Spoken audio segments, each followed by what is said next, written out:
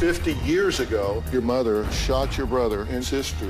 She had a breakdown one night and snapped and shot and killed them. She placed the gun and she pulled the trigger.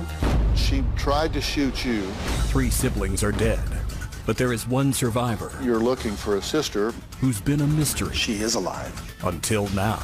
And she's here. It's hard to imagine anything worse than a mother killing her own children. But today we're going to unravel a horrible story that had my first guest narrowly escaping being murdered at the hands of her own mother. Her older brother and sister were, in fact, shot in their sleep. Lori was woken up by the heat of the gun barrel, and her infant cries are what saved her.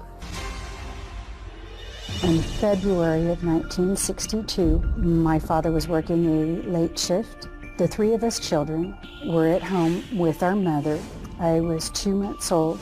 Ken Jr. was 10, and Marie was 7. Marie got up about 1 o'clock in the morning.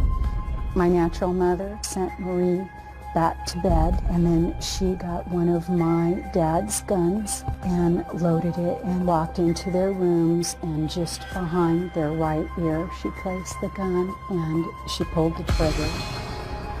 When she had fired the gun the first 2 times, the gun barrel had gotten hot. So when she came in to kill me and she placed the gun against my head, it burned me and I started screaming. And she fired and the gun misfired. And at that point, she was done. She called the police and told them that she had just murdered her children. My natural mother, Adelia, was committed to a mental institution, and she did become pregnant. I'm not sure who the father was. That baby was Marlinda. That's the sister that I've spent the last couple of years trying to find. Now, the sister you just heard her reference that she's been looking for the last couple of years, she didn't know existed until 2 years ago. After numerous dead ends, Lori enlisted the help of our good friend Troy Dunn. Now, he's also known as the Locator. So we asked Troy to meet with Lori to try to find out more about what she knew and what she was looking for. I appreciate your faith in sharing your story with me. Your biological mother had killed your siblings. There was a part of you as a young girl that wondered if she would come for you. I thought of it often. Why did she do it? Was I so unlovable that she felt she had to do something like that? That was something I really struggled with, was what was so wrong that she couldn't love us enough. And now you're trying to find your last living sibling. At this point in your life, why do you need this? It's just one more thing that I wasn't told. But to find out that I have another sister was like this gift that had been given to me. Now, before we meet Lori, I want to let you here in the studio audience and at home in on a really big secret. Dr. Phil, Lori doesn't know it yet, but I found her sister Marlinda, and she's in the dressing room right behind me. Now, she can't see or hear anything going on stage, and she is nervous. So I'm going to go and talk to her right now and find out what she feels about meeting her sister for the very first time. Now, you may be surprised that we're disclosing this to you all now, here, at this point. But what you're about to learn is that there are many twists and turns to this story that are going to leave both sides just reeling to find the right answers and decisions about what to do. Now, all of you here know more than Lori does, because she's getting ready to come out now.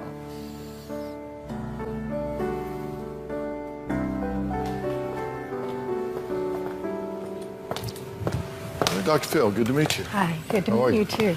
Have a seat right here. So, you were raised by your biological father and your stepmother, right? Yes. Mm-hmm. And you had suspicions growing up that your family was hiding something. Why? Well, there were just occasionally, there would be an overheard conversation. You know, like I would hear one of the cousins talking about a brother and a sister. You know, and I'd go and ask, you know, do I have a brother or a sister? And, you know, the answer would be no, of course not. Who told you that? Or at one point, someone mentioned something about my mom not being my mom, that I was adopted. You know, and so of course the question is, am I adopted? And no. You know, so there were just occasional instances where you'd overhear something. Eventually, you did discover the truth. Yes. Because I heard you talking about your biological mother. You know the truth. Mm-hmm. Tell me how you found out about it. I was 14 years old. It was toward the end of my 8th grade year in school. And I was at a swim party, and one of my good friends had been adopted and knew about it. So I was asking her questions. I was just being naturally curious about it. And one of the girls that was at the party said, you know, why are you asking such stupid questions? You're adopted yourself.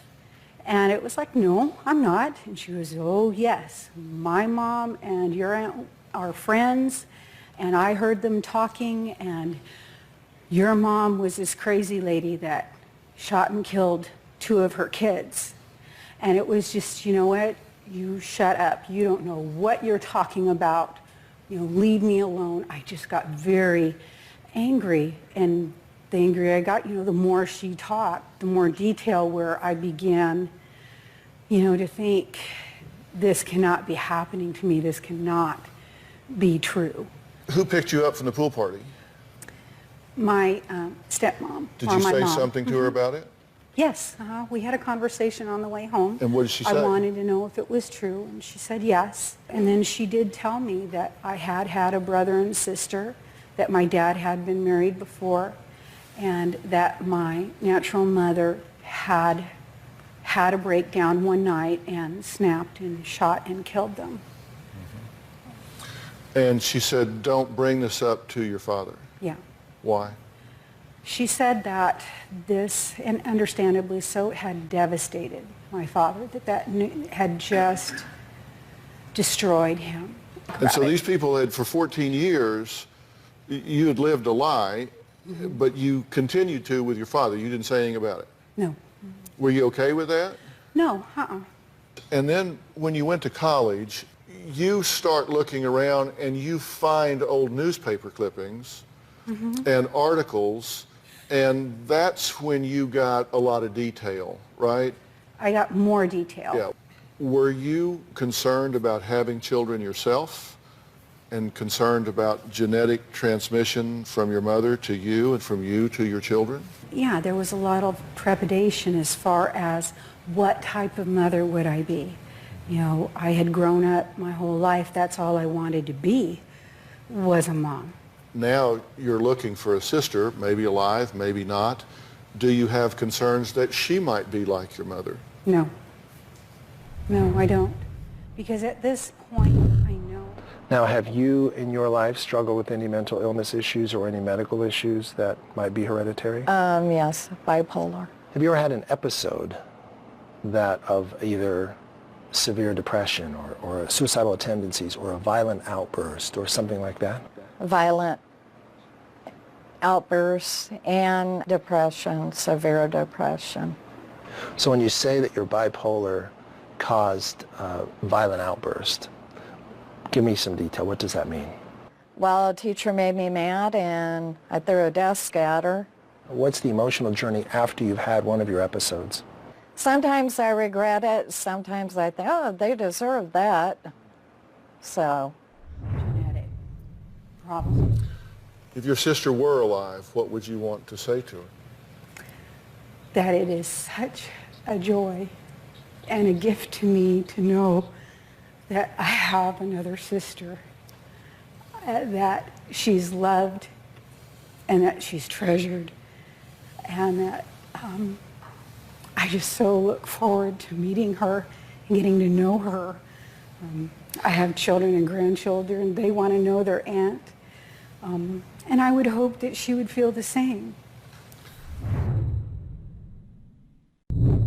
What are your concerns, if any, about meeting your biological sister? Well, one thing is, you know, her and I not getting along right off the bat, you know. Why do you think that is?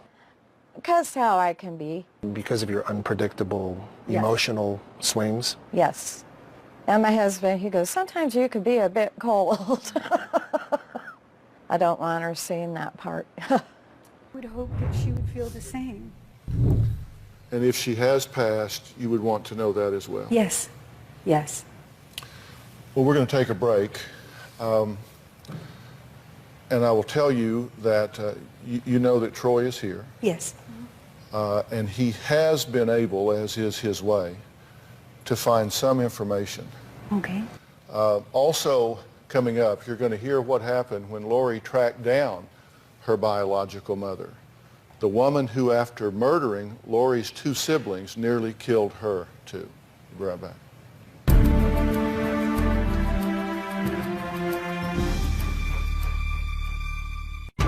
We got a call one evening that my natural mother was at the bus station and could we come get her. I felt absolutely terrified.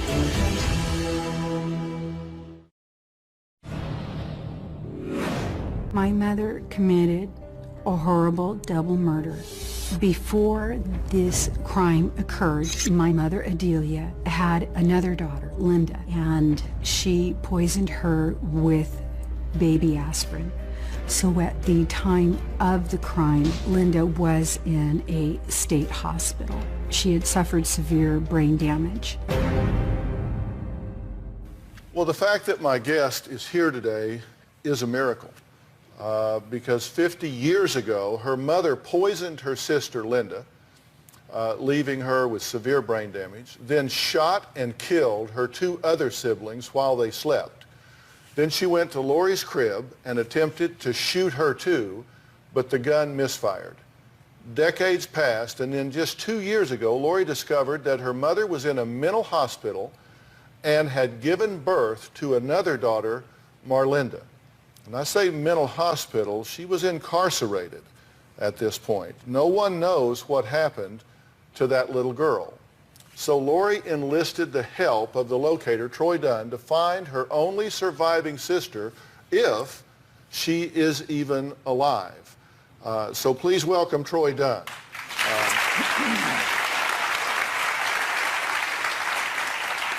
Troy, I know you've done this 40,000 times and counting.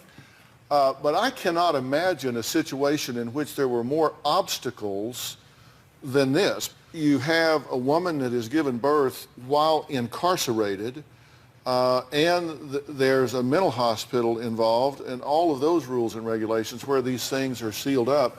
It is difficult to track these things down, right? It is difficult, and in some cases impossible. I mean, I'm not able to find everybody that we seek out to find. And you say you have two reasons for wanting to find her. What are they? You know, I'm asked a lot, well, what if she doesn't know about you?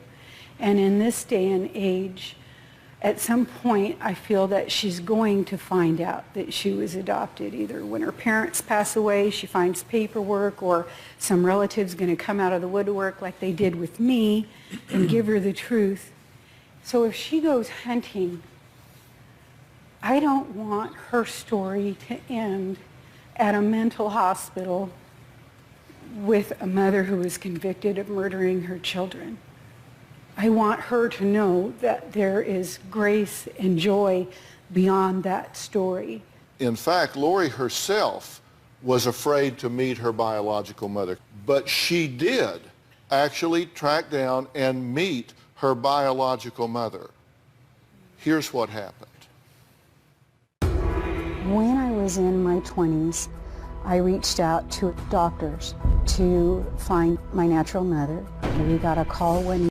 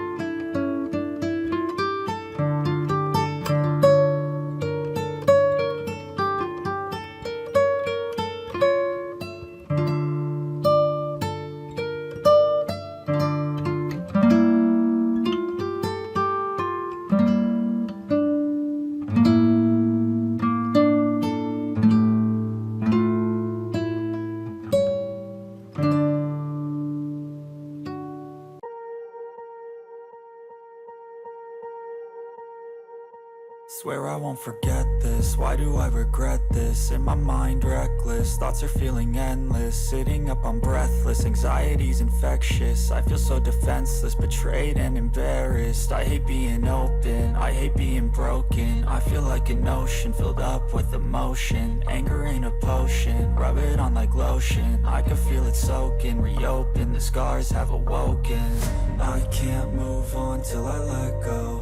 I feel so lost, never at home.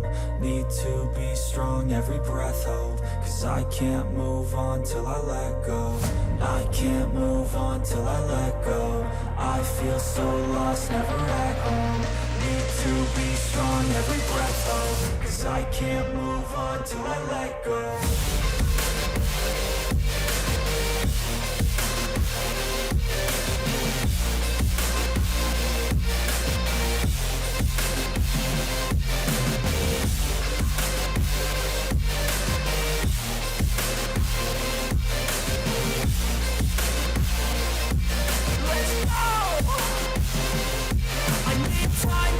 The pain makes it real. I don't wanna feel, I just wanna kill the bad thoughts and steal a good thought and feel. I'm just lost to feel, I'm just lost to feel. I need time to heal, I can't steer the wheel. Cause this driving kills and it gives me chills. A nice road it feels, I slip off the peel and crash all the steel. Will I ever heal?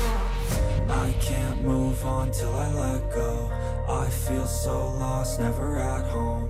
Need to be strong, every breath hold. Cause I can't move on till I let go. I can't move on till I let go. I feel so lost, never at home. Need to be strong, every breath hold. Cause I can't move on till I let go.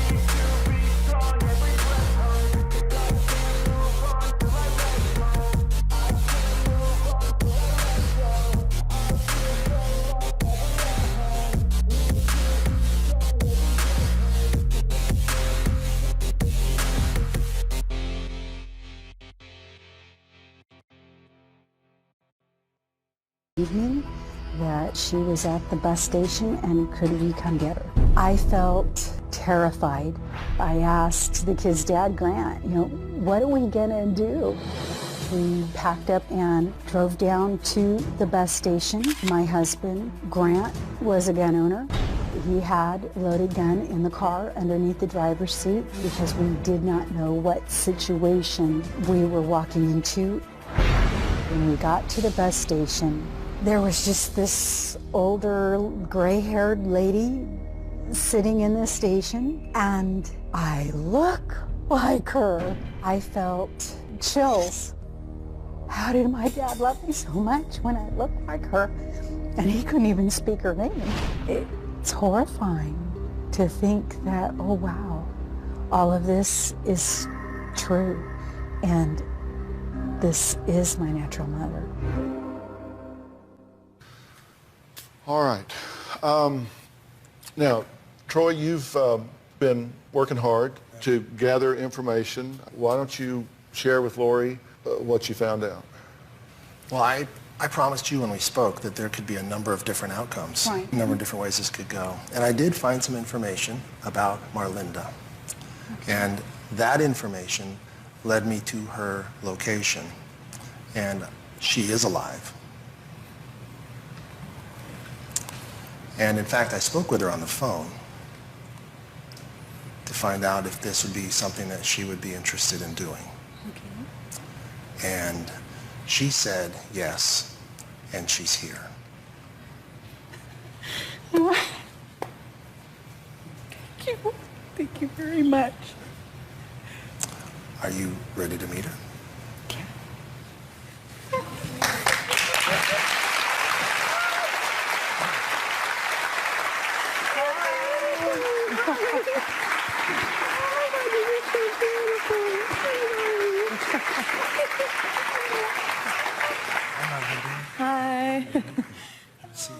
Okay. Okay. Well, it's so good to meet you, and it's so good for the two of you to meet. So tell me what you're thinking and feeling right now. Oh, my girls are ready to do a happy dance. I'm just so overjoyed. And You might be interested to know she's about 15 miles from your house. you're Seriously? kidding me. I went around the world, coast to coast, and all I had to do was down the street. How do you feel about meeting your sister? I'm excited. I wanted to meet her. I wanted to see what she looked like, how she grew up, if I had any nieces or nephews. Do you have any idea what happened to your mother, where she is now, what the history of all of that is? I was told she moved to South Carolina. Do you want to know Yeah, oh yeah. where she is and what happened? And Yes, the truth, I think, is important to know. yes. And if you want to know that, then we want to share it with you, and your sister wants to share it with you. So we'll take a break. We'll be right back.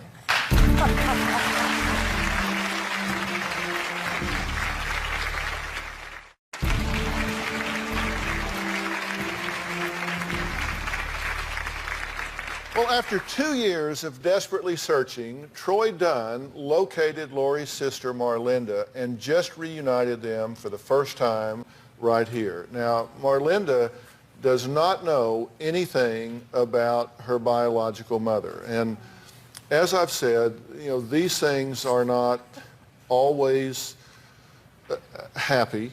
They're not always what we would maybe want them to be. And Troy, you might give us an overview here of kind of what the family tree has been, and then you might fill in some of the personal aspects of this. And Marlinda, again, these are things you want to know, right? Yes. Okay, gotcha. Oftentimes when I get an opportunity to do these things, I get to share lots of exciting and interesting stories. Today, I need to share with you some things that might be difficult to hear. Okay. Lori has looked for you because she was afraid that you might learn some of this on your own as you went about searching on your own, and wanted you to have the support system of family. So that's why we're doing this today. Okay. All right?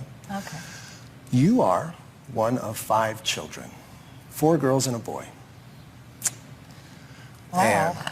And your mother struggled significantly with mental illness. Your oldest sister, when she was a young girl, was poisoned by your mother. And she struggled with brain issues from that for her entire life and just passed away 2 years ago. I just thought of her as just this beautiful, gift that we had in our family for as long as we had her. I was very grateful. So that was one of the 5. So after she had poisoned your sister, she had a difficult night, and I, for lack of a better term, will say that she snapped. And she went into the bedroom of your sleeping siblings, and she shot your 7-year-old sister dead. And then she went and shot your 10-year-old brother dead. And then she went to the crib where the 2-month-old baby of the family lived. And she put the gun to the baby's head and pulled the trigger, but the gun misfired. And that baby lived, and that baby is your sister, Lori. And I was born Melinda. That's a lot to take in. And this is why it was so important to you that she not read this in the paper somewhere, that she not discover this on the internet, Right. but that you be here and that she have professionals here and that you be able to share this with her so you could answer questions and support her if she had questions. Yes. Or Yes, I didn't want you to go through what I went through. when I found out. And I have all these questions and nowhere to go to get them.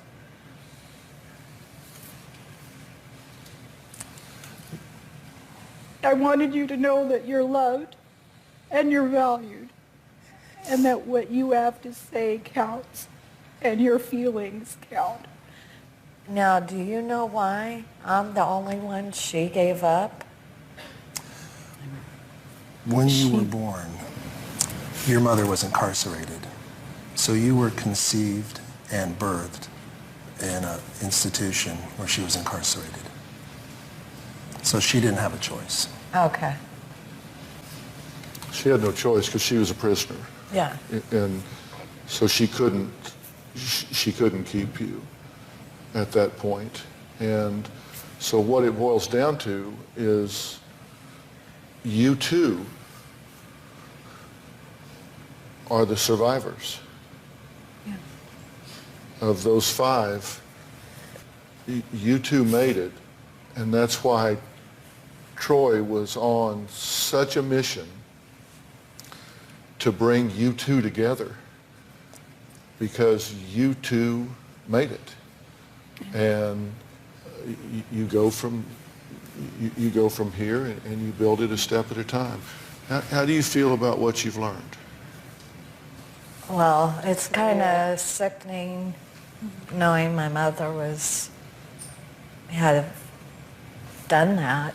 I mean, if she was that mentally ill, I mean, she should have just given, the kids up. Yeah. You don't do that to kids. No. Mm-mm. No. You were told a completely different story by your adoptive parents, correct? What did they tell you? They told me she was a nurse, that, well, even my adoption papers said she went to South Carolina. When my husband talked to my dad, I knew something was up because he said, I don't want her to get hurt.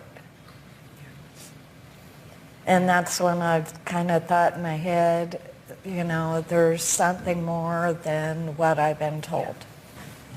Well, there is more to the story.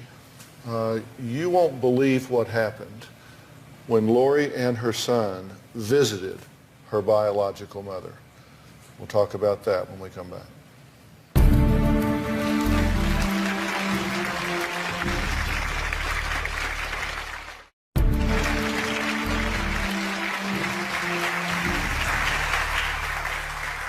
Well, I'm here with Troy Dunn. We're talking to Lori and Marlinda, who have met for the first time in their lives here just a few minutes ago. They're sisters that have survived a very toxic mother, a very toxic family situation. After years and years, they have finally come together here. As we said earlier, Lori did get the chance to meet their biological mother, a mother that, as we now know, poisoned one of her children, shot and killed 2 other of her children, attempted to shoot and kill Lori, and had Marlinda while she was incarcerated in a mental institution. She was ultimately released and contacted by Lori. Lori says she didn't realize just how dangerous the woman was until she paid one shocking visit with her son. Delia asked us if we could come visit. We drove to her home, me, my husband, and our son, Michael. Michael, being a 2-year-old, I gathered up all the medication, put it up in one of the top cupboards. Adelia wasn't herself. I got nervous. Our son Michael was asleep in the back of the house. At one point, Adelia had excused herself and left the kitchen. When Adelia came back, she was being so cold. Just a feeling of horror came over me, and I ran to our son's crib. There were pills around the bedding of the crib. I just lost it. I started screaming for my husband. I picked up our son and ran out the front door. When they pumped my son's stomach, the doctors told us that if I had not followed my gut instinct, he would have died. My mother denied poisoning Michael, but there is no doubt in my mind she did it. So when I say that you two survived, it's a miracle you're here, and you were so blessed to have been removed. I mean, that is such a blessing.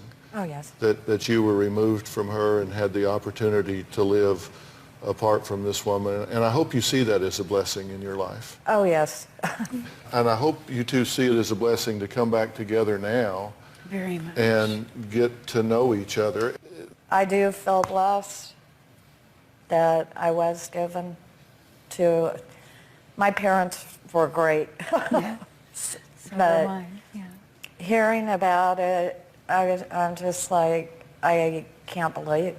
It's like a shock. Mm-hmm. People should understand that genetics in most situations determine what can happen, not what will happen.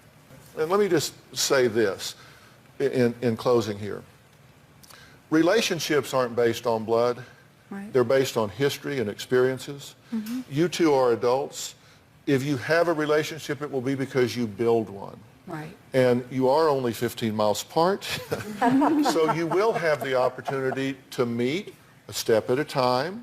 I think it's wonderful that you have found each other. You do God's work, my friend. You so do in bringing people together. It's just so good. I do need to say one last thing to you. Your mother has passed, and so that means the threats are not there at this point, and so it really does mean that it's the two of you at this point, and so we wish you both the best. Now, coming up, I'm going to keep Troy here because he's going to help me tackle another story about separated loved ones, but it's not what you think. I'm going to put him to work in a different way. We'll be right back.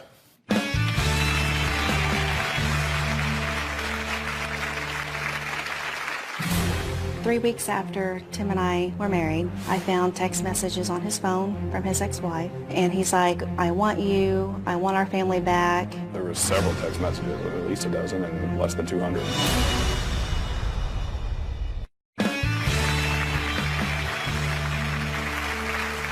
Joining me today is Troy Dunn. You may recognize him as the locator. This season, he's been working on all sorts of stories with us, not just reunions.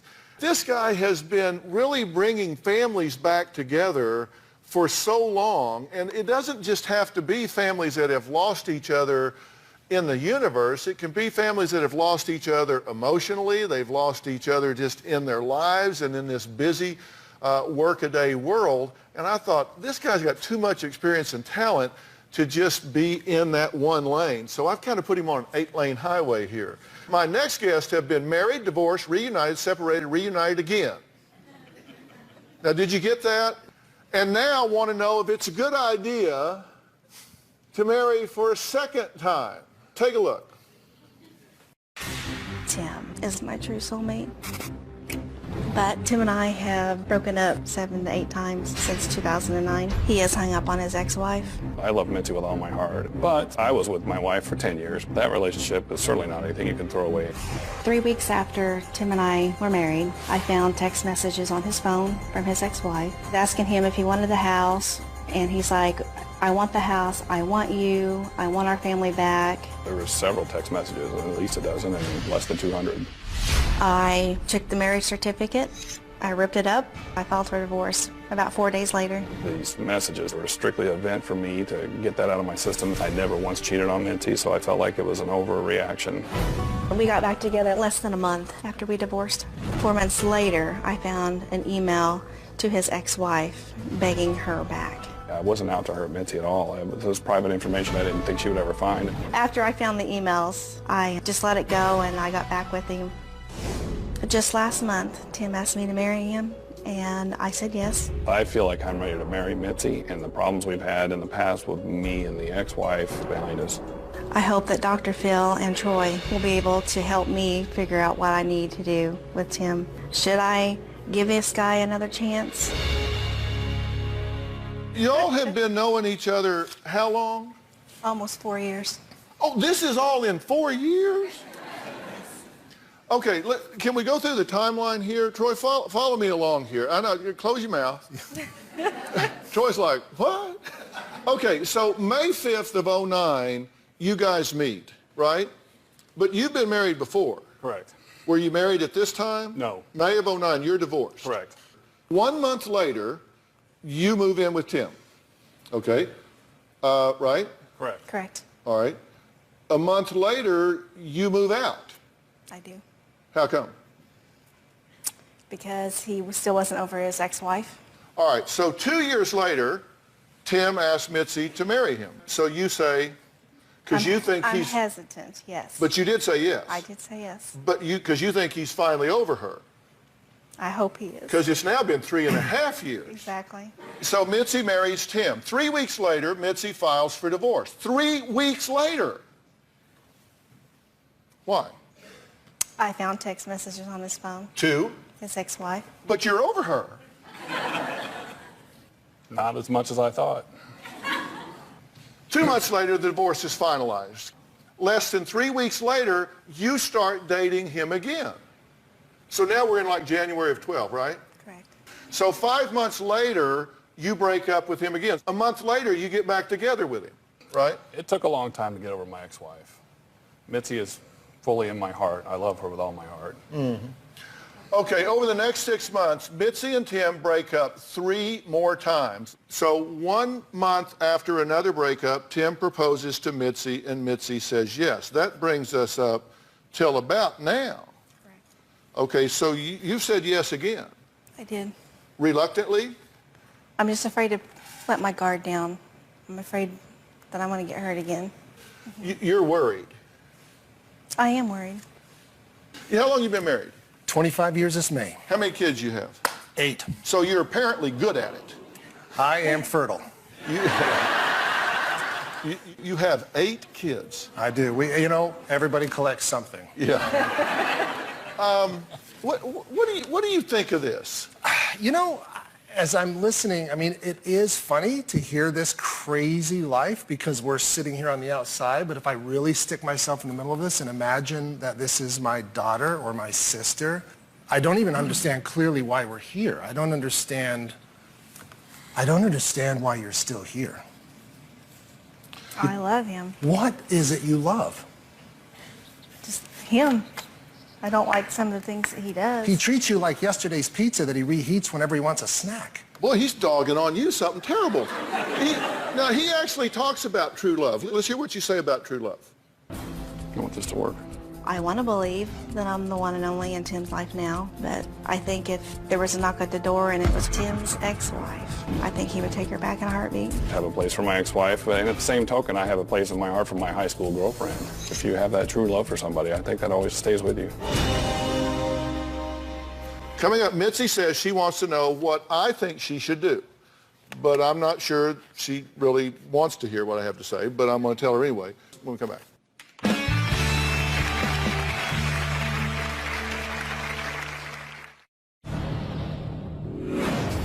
When Tim and I break up, he sends me horrible text messages when he's mad and when he's been drinking too much. You, I'm a low-life bitch. I'm a horrible excuse as a mother. I tell Mitzi texts don't count on any level, sober or drunk. It's just a release of someone's thoughts at that moment. That was Tim talking about sending his fiancée, who also happens to be his ex-wife, rude text messages. Mitzi admits she recently accepted Tim's re-proposal for marriage, but says she can't sleep at night because she's worried she may be making another mistake. Where is your family in all of this? Because I want to tell you, if you were my daughter, my sons, all 6 of them, they would stuff this man full of candy and beat him like a piñata.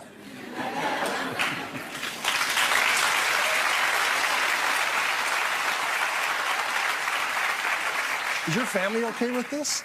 Well, they won't speak to me. Because? Your family doesn't speak to you? No, because I'm with him. Would you like a little defense here? Yes. See, I don't think that you should apologize for how you feel. What you have to apologize for is how you behave. See, here's the thing. He loves you when he's with you. He loves you when he's not drinking. I'm sure he's charming. He's a nice guy. But that doesn't mean that it's a good thing, because if he turns around and does this, this is a man with anger. This is a man that has resentment towards you. There's no theory under which this would work this time. Can I just interject for a second and say that I could fill this room with couples who have never had that kind of an experience. And my fear is that you're living in it so much that you think maybe this is the way normal couples communicate and that he loves me 68% of the time. But I'm here to tell you that isn't the way it is. And I think you need to start keeping a tally sheet. Every time he speaks to you, did he honor me or did he dishonor me? I can tell you in the Dunn house, Jennifer gives me one dishonor and I'm out. So what he says when he's drinking is what he's thinking when he's not drinking. That doesn't mean you're a bad guy, but it means nothing has changed since the last time. Why? Because you guys haven't done any premarital therapy.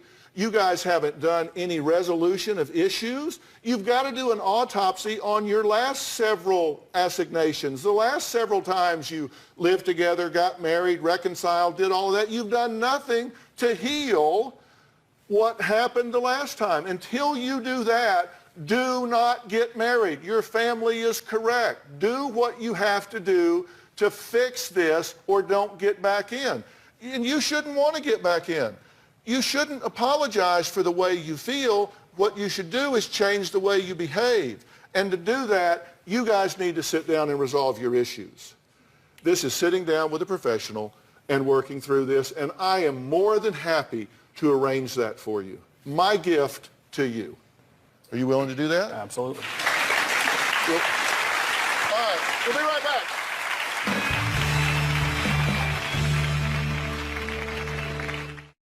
Well, we've been talking about some serious issues today, so I thought it might be time to just cheer you all up a bit. Now, yesterday, Robin told you that she'd be here all this week sharing some of her favorite things from a great social shopping site, OpenSky.com. Yes, they've asked me to be their beauty and health and wellness insider, sort of like a consultant. So I get to select and share products that I really love. And I'm constantly updating my page with them with all my new discoveries, and I think really you should check it out. Now, yesterday I talked about invigorating your skin. Today I'm focusing on hair because, ladies, I want all of you looking your best for the holiday season. And one of my favorite products is this hair dryer and flat iron. It's kind of a combo from Sultra. I don't think I can use any of this stuff. You would, of course, have to bring up hair, right? Right here, and I'm afraid, no, this is not for you. Yeah, so should you let the audience in on this secret? It obviously isn't for me. I think I will. I have a Sultra Temptress hair dryer and a Flirt flat iron for everybody in the audience. It's all that Seriously, though, the studio audience is a big part of this show, so we really want you to be part of the fun. To get tickets to